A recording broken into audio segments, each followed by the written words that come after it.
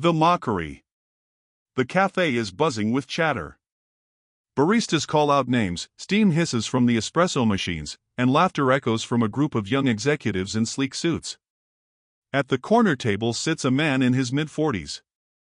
His shirt is faded, his jeans are old, and his shoes look worn. He carries only a battered briefcase, its leather cracked from years of use. The executives notice him. They whisper, then chuckle. "Look at that guy," one of them smirks. "Probably looking for free Wi-Fi." Another laughs louder. "Or maybe he's here to beg for a job." Can you imagine him in a boardroom? Their voices are sharp enough for him to hear. He doesn't flinch. He simply sips his coffee, calm as stone. But what they don't know is that this poor-looking man owns the very company their suits represent. If you believe respect should never depend on appearances, hit like, drop your thoughts in the comments, and subscribe for more stories where truth and justice win. One of the executives decides to take it further. He stands, walks over, and sneers. "Sir, you're sitting at the table we reserved. Maybe you should find another spot. Somewhere that fits your style better." The group laughs. The man looks up slowly, his eyes calm, his voice quiet but steady. "This table will do just fine, thank you." The executive shrugs, smirking as he walks back. But the laughter grows louder. They have no idea. Their arrogance is about to backfire in the most shocking way: escalation. The group of executives grows bolder. Every joke cuts sharper, their voices louder now, almost daring others in the cafe to laugh alone. One of them leans back in his chair, smirking. "Bet he doesn't even have a job. Look at those shoes, they've walked more miles than my car." Another snickers, waving his latte cup.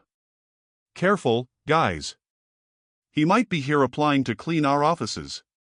Let's not scare him away from his big opportunity." The whole table bursts into laughter. Heads turn from other customers. Some frown in disapproval, but no one speaks up. The man at the corner table simply flips open his battered briefcase. Inside, not rags, not scraps, but a neatly organized stack of documents, embossed with the company's gold letterhead seal. He pulls out a pen, smooth, black, expensive. The kind only high-ranking executives use. But the laughing men are too blind to notice. One of them decides to cross the line. He walks back over, grinning. "Hey, old man. Need me to buy you another coffee? Or maybe a resume template?" The group howls. But this time, the man closes his briefcase gently, sets it beside him, and stands. For the first time, his full presence radiates. His voice is calm, but carries across the cafe with authority. "That won't be necessary." The young executives stop laughing, surprised by his tone. The man steps closer. "Because I already know exactly who you are." Their smiles falter. Confusion flickers across their faces. And what happens next will silence the room, turning point and reveal. The cafe hushes as the man straightens his shoulders. For the first time, his presence fills the room, not shabby, not weak, but commanding.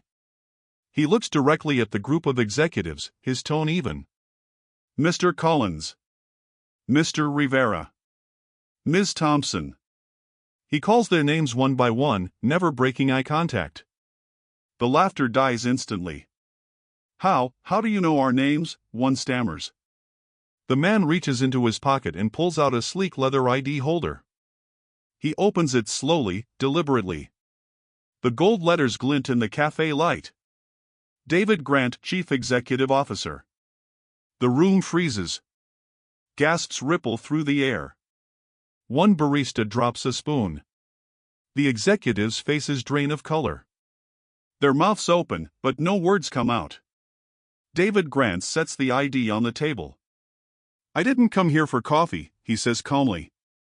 "I came here to meet with my management team. And now I see exactly how they behave when they think no one is watching." The silence is brutal. Every eye in the cafe is locked on the young executives. The same people who laughed the loudest now sit stiff, their confidence shattered. One tries to recover. Sir, we didn't mean. But David holds up a hand. You meant every word. And words reveal character. A reporter sitting quietly in the corner, unnoticed until now, snaps a photo. A poor-looking man, revealed as a CEO. A team exposed for their arrogance. The picture will soon spread. But the lesson will hit even harder: justice and fallout. The young executives sit frozen. Their suits look smaller now, their bravado gone. The cafe feels like a courtroom, and David Grant is the judge. He speaks slowly, his voice calm but heavy. Success is not measured by your clothes, your watch, or the coffee you drink. It's measured by how you treat people when you think no one important is watching. One executive swallows hard, his eyes downcast. Another grips his cup so tightly his knuckles whiten. David picks up his ID, slips it back into his pocket, and turns to leave. But before walking out, he delivers the final blow. Consider this your first and last lesson in leadership. I will not have people like you representing this company.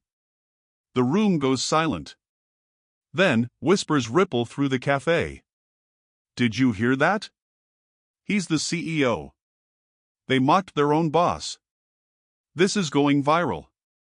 And viral it does go. Within hours, the photo snapped by the reporter hits social media. The headline reads, "Executives mock poor man in cafe, turns out he's their CEO." The fallout is swift. By the next morning, HR announces that the executives involved are suspended pending review. Their names trend online, tied to shame and arrogance. Meanwhile, David Grant becomes a symbol. Not just of corporate power, but of humility, patience, and quiet strength. A week later, he addresses the entire company in a town hall meeting. On the big screen, the cafe photo appears, him standing tall, his employees looking small. He speaks firmly. Never judge a person by appearances. Respect is the foundation of leadership. If you cannot show it to strangers, you don't deserve to wear this company's name. The hall erupts in applause. Some even wipe away tears. Later that night, David sits in his modest home. His old shoes rest by the door. He smiles faintly, knowing he doesn't need fancy suits or flashy watches to prove his worth. Because the real mark of a leader is not how high you stand above others, but how deeply you respect them. Moral: respect costs nothing, but means everything. Mockery may win a laugh, but character wins in the end.